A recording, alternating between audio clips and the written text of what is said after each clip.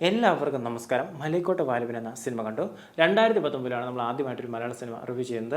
ആദ്യമായിട്ട് review ചെയ്തിട്ടുള്ളൊരു Mohanlal cinema എന്ന് പറയുന്നത് ഇട്ടിമാണിയായിരുന്നു. അന്നത് ഒട്ടും തന്നെ ഇഷ്ടപ്പെട്ടില്ല. ഇന്നും അങ്ങനെ തന്നെയാണ്. ഈ ഒരു 5 വർഷത്തിനിടയ്ക്ക് നമുക്കൊരു തിയേറ്ററിക്കൽ എക്സ്പീരിയൻസ് എന്ന് പറഞ്ഞാൽ നമ്മളിങ്ങനെ വെയിറ്റ് ചെയ്തിട്ടുള്ളൊരു മോഹൻലാൽ സിനിമ അത് ഇത് മാത്രമാണ്, മലൈക്കോട്ടെ വാലിബൻ. ഇതിനിടയിൽ ഒരുപാട് ഹിറ്റുകൾ അദ്ദേഹം തന്നിട്ടുണ്ട്. പക്ഷേ LJPയുടെ കൂടെ ഒരു പടം, അതൊരു ബിഗ് ബാങ് ആവാൻ പോകുന്ന ഒരു പടം എന്നൊക്കെ പറയുന്നത് നമ്മൾ വെയിറ്റ് ചെയ്തിട്ടുള്ളത് ഈ ഒരു സിനിമയാണ്. അത് അതുപോലെ തന്നെ നമുക്ക് തിയേറ്ററിൽ നിന്ന് കിട്ടിയിട്ടുണ്ട്. ഒരു ക്ലാസിക് സംഭവമാണ്, അതുപോലെ തന്നെ മാസീവ് സംഭവം കൂടെ തന്നെയാണ്. പിന്നെ നിങ്ങളുടെ സുഹൃത്തുക്കളായാലും ഇങ്ങനെ പറയുമായിരിക്കും, അതായത് ഇതൊരു ക്ലാസ് ഐറ്റമാണ്, മാസ് പ്രതീക്ഷിച്ച് പോരുന്നത്, അങ്ങനെ പറയുന്നവരുടെ വാക്കുകൾ നിങ്ങൾ കേൾക്കണ്ട. ഇതിൻ്റെ അകത്ത് ക്ലാസ് ഉണ്ട്, മാസ് ഉണ്ട്, എല്ലാം തന്നെയുണ്ട്.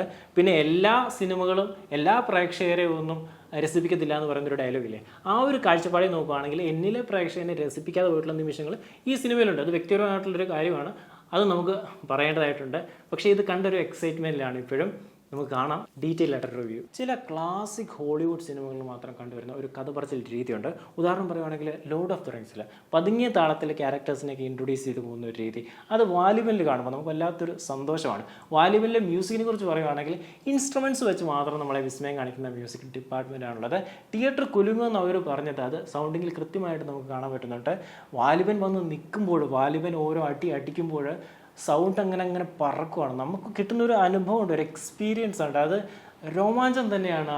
അത്രയും നന്നായിട്ട് മ്യൂസിക് ഡിപ്പാർട്ട്മെൻറ്റ് വർക്ക് ചെയ്തിട്ടുണ്ട്, ആ ഓരോ അടി നമുക്കടിക്കുന്ന പോലെ തോന്നാൻ വേണ്ടി. അതുപോലെ വാലിബൻ എന്ന ക്യാരക്ടറിൻ്റെ സോൾ ഉണ്ടാക്കാനും ഈ സൗണ്ട് ഒരുപാട് സഹായിച്ചിട്ടുണ്ട്. സിനിമയിലെ ഓരോ വളരെ ചെറിയ സീനും ഫ്രഷ് ആക്കാൻ വേണ്ടി LJP എടുത്തുള്ളൊരു എഫേർട്ട് നമുക്ക് കൃത്യമായിട്ട് തന്നെ കാണാൻ പറ്റുന്നുണ്ട്. അതായത് ചില സീനുകൾ നമ്മൾ കാണുമ്പോൾ ഇതായിരിക്കും നമ്മൾ വരാൻ പോകുന്നത്, ഇവിടെ ആയിരിക്കും മ്യൂസിക് തരാൻ പോകുന്നതൊക്കെ നമ്മളിങ്ങനെ വിചാരിക്കും. പക്ഷേ അവിടെ ഒന്നും മ്യൂസിക് തരാതെ കുറച്ച് സ്ലോ ആയിക്കൊണ്ട് കുറേ കഴിഞ്ഞതിന് ശേഷം മ്യൂസിക് തരിക, അല്ലെങ്കിൽ കുറേ മുമ്പ് മ്യൂസിക് തരിക, അല്ലെങ്കിൽ മ്യൂസിക് ഇല്ലാണ്ട് പോവുക, ഇൻസ്ട്രുമെൻറ്റ്സ് വെച്ച് ബീറ്റ് അടിച്ച് നമ്മുടെ ഉള്ളിൽ ഇങ്ങനെ ഹൃദയമിടിപ്പ് കൂട്ടുക, അങ്ങനെ വന്ന് നമുക്ക് പ്രത്യേകതരം ഒരു മാതം തരുന്ന രീതിയാണ് ഈ ഒരു സിനിമയിൽ കാണാൻ പറ്റുള്ളത്. മ്യൂസിക് കഴിഞ്ഞിട്ടുള്ളത് പ്രശാന്ത് പിള്ളയാണ്. സിറ്റി ഓഫ് ഗോഡ് നായകൻ തൊട്ട് തുടങ്ങിയിട്ടുള്ളതാണ്.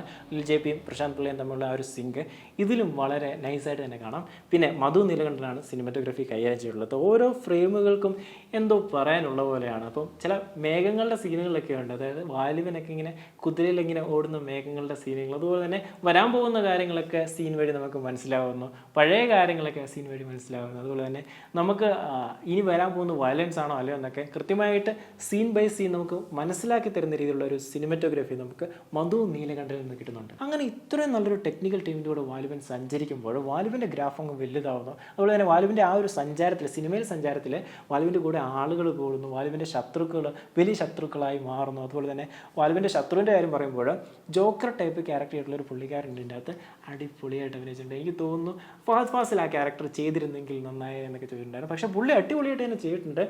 പുള്ളിയുടെ ചിരിയാണെങ്കിലും കൊലച്ചിരിയാണ് ചിരിക്കുന്നത്. അതുപോലെ തന്നെ പുള്ളി സങ്കടപ്പെടത്തില്ല, അതാണ് പുള്ളിയുടെ മെയിൻ സാധനം. പുള്ളി അതിന് വരെ ചിരിയാണ്. പുള്ളി സങ്കടത്തിൽ ആഞ്ഞങ്ങ് ചിരിക്കുകയാണ്. അപ്പോൾ നമുക്ക് കൃത്യമായിട്ട് അറിയാം പുള്ളി സൈക്കോ മൂഡിലാണ്. ഇനി വാലിബനിലെ അസാധ്യ ആർട്ട് വർക്കിനെ കുറിച്ച് പറയുന്നതിന് മുമ്പ് തന്നെ രസിക്കാതെ പോയ കുറച്ച് നിമിഷങ്ങളെ കുറിച്ച് പറയാം. അത് കൊട്ടാരത്തിനുള്ള വാലിബൻ്റെ അടിയാണ്. അതിൽ വാലിബൻ തൻ്റെ സ്നേഹിതരായിട്ടുള്ളവരെ രക്ഷിക്കുന്നതൊക്കെ നമുക്ക് കാണാം. കുറേ അടിമകളായിട്ടുള്ളവരെയൊക്കെ രക്ഷിക്കുന്നുണ്ട്. പക്ഷേ ആ അടി കുറച്ചങ്ങോട്ട് നീണ്ടുപോയി. അതിൻ്റെ അവസാനം അത്യാവശ്യം ഒരു കിക്കൊക്കെ കിട്ടുന്നുണ്ട്. പക്ഷേ എവിടെയോ താളം ഇല്ലാണ്ട് പോയ പോലെ തോന്നുന്നുണ്ട്, നമുക്ക് കണക്റ്റ് ആവാണ്ട് പോയിട്ടുണ്ട്. അത് വ്യക്തിപരമായിട്ടൊരു കാര്യം മാത്രമാണ്. ചിലപ്പോൾ നിങ്ങൾ വല്ലാണ്ട് അത് എൻജോയ് ചെയ്യുന്നുണ്ടാകും. പക്ഷേ അവിടെ എന്തോ ഫ്രഷ്നെസ് കുറഞ്ഞു പോയ പോലെ തോന്നുന്നുണ്ട്. ലിജോ ജോസിന് പല രീതിയിലുള്ള ഫൈറ്റ് സീക്വൻസുകളൊക്കെ ഉണ്ടാക്കാൻ പറ്റുന്ന പുള്ളിക്ക് ഇതിൽ കുറച്ച് വെറൈറ്റി കൊണ്ടുവരാമായിരുന്നു എന്ന് തോന്നിപ്പോയി. ഈ ഫൈറ്റൊക്കെ സിനിമയിൽ തകൃതിയായിട്ട് നടക്കുമ്പോൾ എവിടെയാണ് ഇവർ കഥ ബിൽഡ് ചെയ്യാൻ പോകുന്നതെന്നൊക്കെ നമ്മൾ മനസ്സിലാക്കി തോന്നും. അപ്പോൾ ഇതാ വരുന്നു കഥ വരുമ്പോൾ സിനിമ കുറച്ച് സ്ലോ ആണെന്ന് നമുക്ക് കൃത്യമായിട്ട് മനസ്സിലാവും. പക്ഷേ അത് കഥയുടെ ആവശ്യകതയ്ക്ക് വേണ്ടിയാണ്. കഥ വരുമ്പോൾ സിനിമ കുറച്ചുകൂടി ഇമോഷണലായിട്ട് കണക്റ്റ് ആവുന്നുണ്ട്. എനിക്കങ്ങനെ വ്യക്തിപരമായിട്ട് തോന്നിയിട്ടുണ്ടായിരുന്നു. ആൻഡ് കഥ പറച്ചിൽ രീതി ഭയങ്കര രസമായിട്ടുണ്ട്. അത് പറയുന്ന ആളും രസമായിട്ടുണ്ടായിരുന്നു. ആൻഡ് അത് ഒരു എക്സ്പീരിയൻസ് ആണ്. അത് സിനിമ കാണുമ്പോൾ തന്നെ നമുക്ക് മനസ്സിലാവും. കുറച്ച് ഞാൻ അധികം പറയുന്നില്ല, അത് രസമുണ്ടായിരുന്നു. ഈ സിനിമയിലെ ആർട്ട് വർക്ക് അത് ഗംഭീരമായിരുന്നു, അത്ഭുതമായിരുന്നു. വാലിബൻ്റെ ലോകത്തുണ്ടായിട്ടുള്ള ആളുകൾ മാത്രമാണ് നമുക്ക് കാണാൻ പറ്റുന്നത്. അവരുടെ കോസ്റ്റ്യൂംസൊക്കെ അത് വാലിബൻ്റെ ലോകത്ത് മാത്രമേ ഉള്ളൂ. നമ്മൾ ഇതുവരെ കാണാത്ത രീതിയിലുള്ള കുറേ ആചാരങ്ങളും പരിപാടികളൊക്കെ ആയിട്ട് കളറൊക്കെ, ചോരയുടെ ഒരു പരിപാടിയുണ്ട്, ഒരു പൗഡർ പരിപാടി, അത് ഒരു കൊട്ടാരം സീക്വൻസിൽ അത് ഗംഭീരമാണ്. കളർ വെച്ച് കളിയുണ്ട്, സീനുകളുടെ കട്ടിങ്സ് വെച്ചുള്ള കളിയുണ്ട്, സ്റ്റാറ്റിക് ഷോട്ടുകൾ വെച്ച് മാജിക് ഉണ്ടാക്കുന്നുണ്ട്. ഒന്നും പറയുന്നതിനൊക്കെ അപ്പുറത്താണ് വാലിബൻ. അവസാനം കാണിച്ചൊരു ആനിമേഷൻ പരിപാടി കൊണ്ട് എന്താണ് നിങ്ങൾ ഉദ്ദേശിക്കുന്നത് LJP? നിങ്ങളൊരു സൂപ്പർ ഹീറോ മൂവിയാണോ ഉദ്ദേശിക്കുന്നത് എന്നൊക്കെ നമുക്ക് തോന്നിപ്പോയി. ഇനി പുള്ളിയെ കൊണ്ട് സൂപ്പർ ഹീറോ മൂവി പുട്ടുപോലെ എടുക്കാവുന്ന പുള്ളി കുറച്ച് ആനിമേഷൻ സീക്വൻസിൽ വെച്ച് നമ്മളെ അങ്ങ് വിശ്വസിപ്പിച്ചിട്ടുണ്ട്. ആൻഡ് വാലിബൻ 2 വരവാർ എന്നൊക്കെ പറയുന്ന പോലെ വരാം, വരാതിരിക്കാം, അത് ഈ സിനിമയുടെ റിസൾട്ട് പോയിരിക്കും. പക്ഷേ വാലിബൻ വാസ് തിയേറ്ററിക്കൽ എക്സ്പീരിയൻസ് ആയിരുന്നു. ആരും ഇത് മിസ്സാക്കരുതെന്നേ പറയാനുള്ളൂ. പിന്നെ പറയാൻ വിട്ടുള്ളൊരു പേര് ഹരീഷ് പേരടി ആയിരുന്നു. അദ്ദേഹം മിന്നിച്ചിട്ടുണ്ട് ഇതിൻ്റെ അകത്ത്. നമ്മൾ കണ്ടിട്ടുള്ള ഹരീഷ് പേരടിയിൽ നിന്നും ലേശം വ്യത്യാസപ്പെട്ട് ലേശം രസമായിട്ട് തന്നെ പുള്ളി ക്യാരക്ടർ കൊണ്ടുപോയിട്ടുണ്ട്. പുള്ളി അഴിഞ്ഞാടിയിട്ടുണ്ട്. മോഹൻലാൽ നമ്മൾ പറയേണ്ട ആവശ്യമില്ല, പുള്ളി വാലിബനായിട്ട് തകർത്താടിയിട്ടുണ്ട്. ചില സമയത്തുള്ള നോട്ടമാണെങ്കിലും അല്ലെങ്കിൽ പുള്ളിയുടെ ഒരു ആക്ഷൻ രീതിയൊക്കെ ആണെങ്കിലും വന്ന് നിൽക്കുമ്പോൾ തന്നെ ഒരു മല്ലൻ നിൽക്കുന്ന ഒരു ഫീൽ നമുക്ക് കിട്ടുന്നുണ്ട്. പവറാണ് പുള്ളി.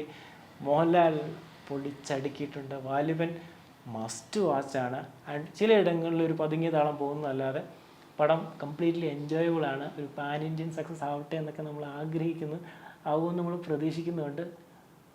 നമുക്കും അഭിമാനിക്കാൻ പറ്റുന്നൊരു സിനിമയാണ് മലൈക്കോട്ട വാലിബൻ.